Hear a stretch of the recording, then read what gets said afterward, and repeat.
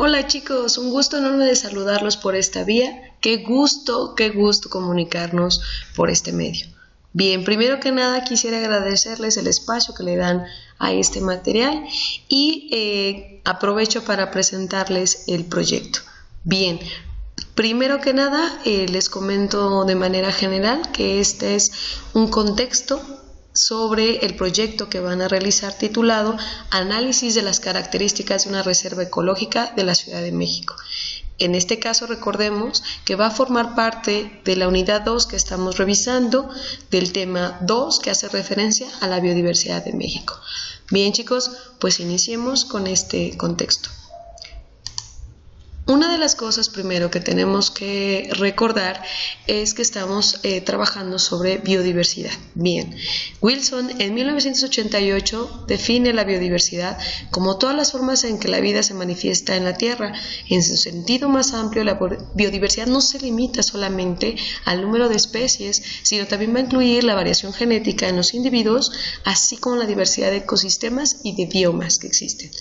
En ese sentido, van a existir diferentes países a nivel mundial que tengan una diversidad importante. Bajo ese sentido, se ha determinado determinados criterios para determinar a un país como megadiverso. Uno de los cuales va a ser, por ejemplo, que ellos cuenten del 65 al 70% de la biodiversidad a nivel mundial. Además, deben de reunir las siguientes características o criterios: que tenga una posición geográfica específica, que de alguna manera determine un clima adecuado para el origen de las mismas, una diversidad de paisajes, un aislamiento importante, un tamaño, la historia evolutiva que tenga, así como su diversidad cultural. En el lado derecho vamos a observar el mapa que justamente nos esquematiza a quienes se les ha considerado como países megadiversos. Nuestras acotaciones nos señalan que aquellos que tienen una diversidad alta van a estar coloreados en rojo, dentro de los cuales vamos a ver, por ejemplo, Australia, vamos a ver a Brasil y México. Se ha determinado entonces a México como uno de los 17 países que se les considera como megadiversos. México tiene entre el 10 y el 12% de la diversidad a nivel mundial. Bueno, hablando de México. México tiene una riqueza de especies y endemismos, aproximadamente el 1.67% de la población mundial.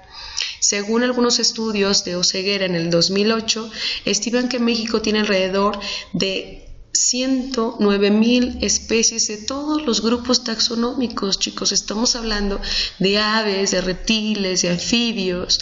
Y bueno, sobre esta información, Escobar Alicia en el 2010 señala que México está considerado como aquel país que tiene una diversidad ecológica determinante en América Latina y el Caribe, que cuenta con los principales ecosistemas del mundo.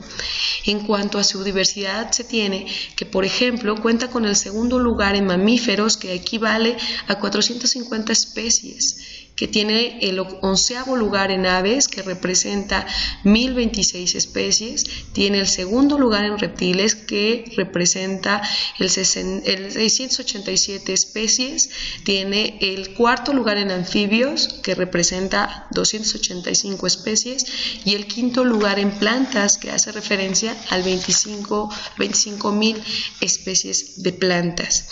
Ahora vamos a conocer a México en cifras comparado, por ejemplo, con uno de los países que se considera también como megadiverso. En esta tabla vamos a observar a Brasil, cuánto número de especies tiene, por ejemplo, en plantas vasculares, en mamíferos, en aves, en reptiles y en anfibios. Y México, por ejemplo, de una manera comparativa, vamos a identificar que México tiene 21.989 a 23.424 especies de plantas vasculares registradas, mientras Brasil tiene 648, México tiene 564. En aves, 1.712 para aves, México tiene 1.123, reptiles 630 y México 864.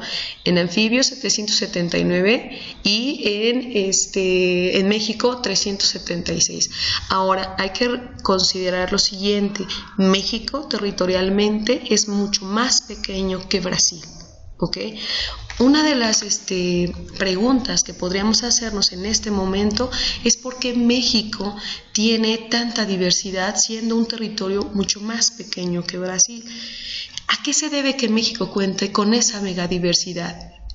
Entonces, vamos a identificar que México tiene ciertos factores que confluyen todos a su vez para poderle dar esa categoría de megadiversidad, debido al origen de mucha diversidad, de muchos grupos taxonómicos.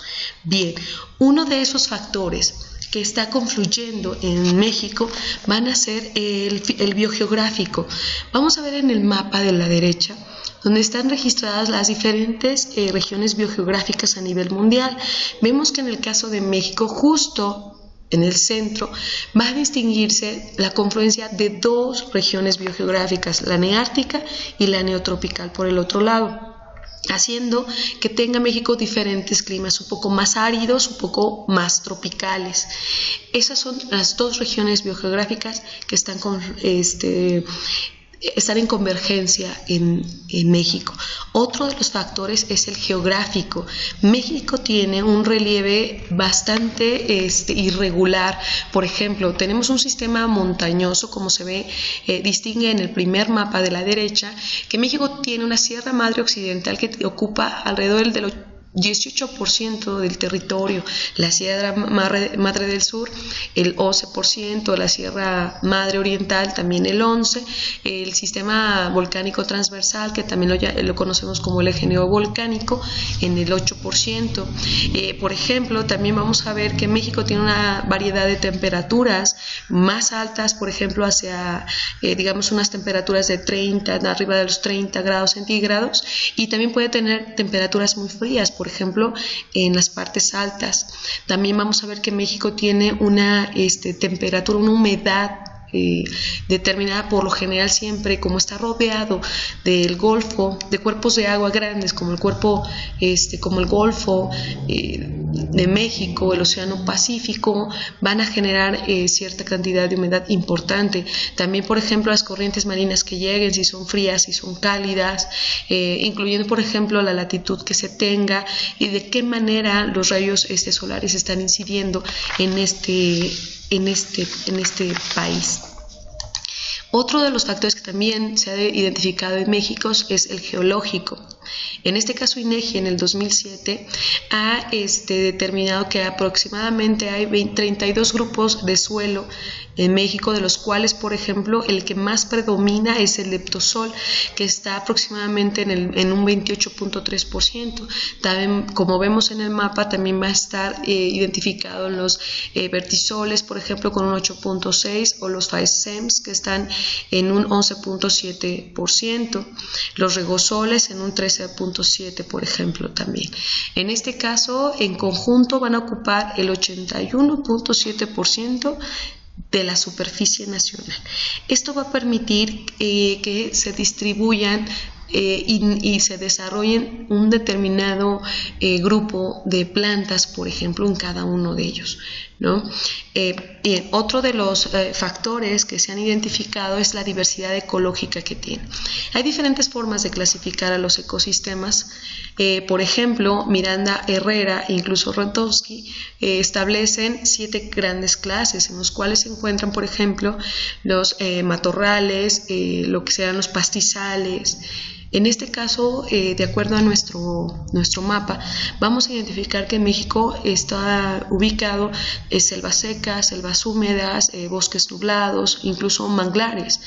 En el mapa podemos apreciar que, por ejemplo, en el norte del país van a identificarse más matorrales, incluso algunas zonas de pastizales, más hacia, por ejemplo, pegado hacia el Océano Pacífico, van a estar algunas selvas secas o bosques templados, pero ya más hacia el sur vamos a identificar, por ejemplo, selvas más húmedas. Algunos lugares, por ejemplo, como más hacia Oaxaca, hacia Chiapas, bosques nublados, incluso algunas zonas también de manglares, ¿no?, en el lado de Tabasco. Bien, ahora, otro de los factores determinantes para concretar a un país como megadiverso es su cultura. México, por ejemplo, se han identificado que viven alrededor de 80 pueblos indígenas. En este caso, ellos portan tradiciones orales muy variadas. Y recuerden también que ellos han creado diferentes plantas o variedades de plantas cultivadas. También, de hecho, aproximadamente 52 pueblos indígenas se han identificado que son sus sociedades herederas prehispánicas, y que se concentran, por ejemplo, en Guerrero, en Hidalgo, en Morelos, San Luis Potosí. Bien, en esta tabla que observan del lado izquierdo van a identificar entidades con mayor diversidad lingüística en México y en Centroamérica. Ahí van ustedes a distinguir que México cuenta con 291 lenguas, comparado con Guatemala, por ejemplo, 54, Panamá 14, Honduras 10, Costa Rica 9 y Nicaragua 7. Pero de México, de esas 291 lenguas, por ejemplo, en su mayoría se concentran en el estado de Oaxaca, que tenemos 158 lenguas concentradas en esta región. Y cosa congruente con lo que se observa en el mapa. En el mapa vemos que justo en la parte sur del país se van a concentrar este tipo de grupos. En este caso, por ejemplo, que van a estar relacionados con estas familias lingüísticas, como observamos, que pueden ser totonacas, por ejemplo, tarasco, incluso en maya, ¿no? Bien, entonces, con estos antecedentes, bajo este contexto, determinar de por qué México es un país megadiverso, que de alguna manera está y presenta estas características favorables para que pueda haber aislamiento de poblaciones, para que puedan llevarse a cabo los mecanismos evolutivos que previamente se revisaron, de cómo se originan estas nuevas especies y que puede dar origen a endemismos. Vamos a tomar un caso concreto para analizar la biodiversidad y cómo se origina la biodiversidad de nuestro país.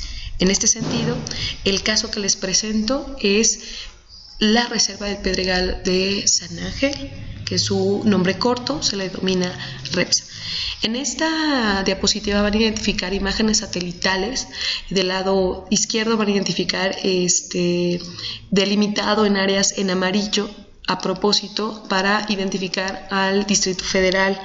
En el centro van a encontrar un bloque rojo que hace referencia a la ubicación de la REPSA. Del lado derecho van a identificar una imagen satelital de la REPSA y sus tres grandes bloques que se identifican. Bien, la REPSA está ubicada en el sureste de la Ciudad de México, dentro de Ciudad Universitaria.